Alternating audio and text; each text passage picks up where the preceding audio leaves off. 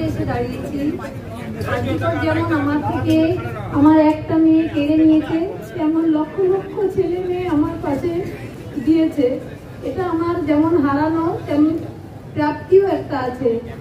তাই এদের সামনে আজকে এসে দাঁড়াতে পেরে আমি একটু মনে একটু হলেও শান্তি পেয়েছি। এতদিন ধরে ঘরে ঘুমবে আর ভালো লাগছিল না, তাই এদের পাশে দাঁড়ানোর খুব ইচ্ছা ছিল, তাই আজকে এসে দাঁড়িয়েছি। এরা সবাই আমার ছেলে মেয়ের মতো, এবং যারা নাগরিক যারা আছেন, যারা আমার জন্য পথে নেমেছেন দেশে বিদেশে, এই যে এত আন্দোলন চলছে আমার মেয়ের জন্য, এরাই হচ্ছে আমার একমাত্র শক্তি।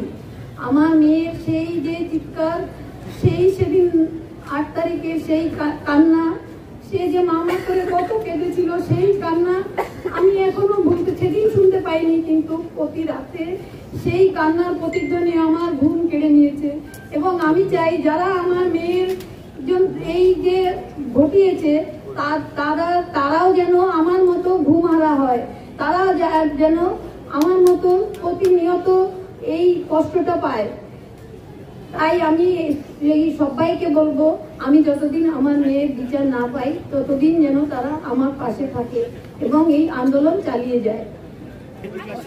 8 তারিখ সকাল 8:10 এই আরজিকর হসপিটালে এসেছিল রোগী পরিষেবা দেওয়ার জন্য, অসুস্থ লোককে সুস্থ করার জন্য। আজকে এই হসপিটালেই সে বলি হয়ে গেছে দুর্বৃত্তদের পাল্লায় পড়ে। দুর্বৃত্তরা তার জীবনটা শেষ করে দিয়েছে।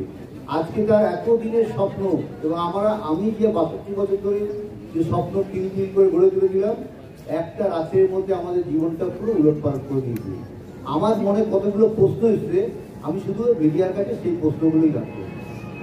প্রশ্ন 1, পুলিশ আমরা এখন জানতে পারছি আরজিকর যে আউটপোস্ট আছে তারা 10টা 10 আমার মেয়ের এইরকম পরিণতির খবর পায়, কিন্তু তারপরেও কিন্তু ওরা কোনো আমার মেয়ের কোনো শারীরিক পরীক্ষা করেনি, যেটা তাদের প্রথম কাজ ছিল, সেটা কিন্তু করেনি।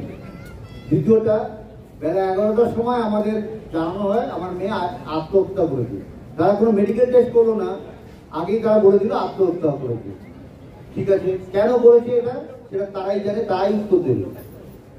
আমাদের মেয়েকে দেখতে আমরা যখন হসপিটালে আসি 12:10 আমার সেই মেয়ের মুখ দেখতে 3 ঘন্টা 3.5 ঘন্টা ওই সেমিনার হলের বাইরে আমাদের বসিয়ে রাখা হয়, এবং মেয়ের মা মানে অভয়ের মা পুলিশের হাতে পায়ে ধরতে শুরু করে। ভেতরে তখন লোকজন ঘোরাঘুরি করছে, আমাদের কিন্তু ভেতরে ঢুকতে হবে। এটা কি কারণে?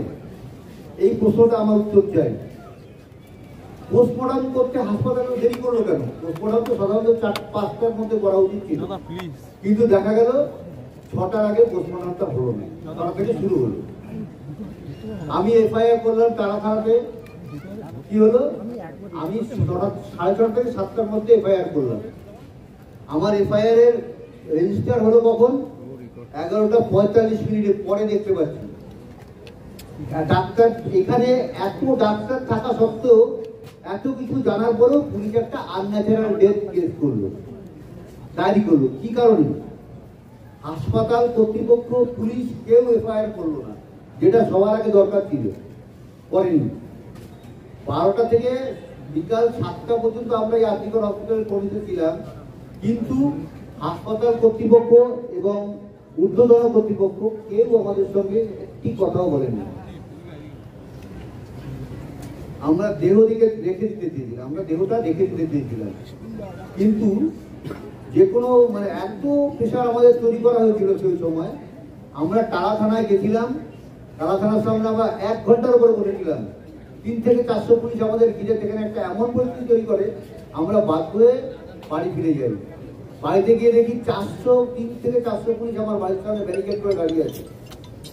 কিন্তু এমতো অবস্থায় আমাদের আর কোনো কিছু করার ছিল না, বাধ্য হয়ে আমরা মেয়ের দেহ দাহ করতে বাধ্য হই। কিন্তু এখানেও একটা আমার প্রশ্ন, আমার মেয়ে আজকে সেদিন মারা গেছে, শ্মশানের যে খরচ, সেই খরচটা ফ্রি করে দিয়েছে কারা? আমরা জানতে পারিনি কিন্তু আজ পর্যন্ত। কেন করা হয়েছে? কেন? আমার মেয়ে আত্মার বাড়িতে খুব কষ্ট পেয়েছে, যে লাস্ট শেষ সময় তো সে ভেবে গেছে যে আমার ভাবি এই কত টাকা ভাবি খরচা করতে পারলো না। কি মর্মান্তিক ছিল সেই দিনটা আমার কাছে। এই প্রশ্নের উত্তরটা আমাকে কে দেবে?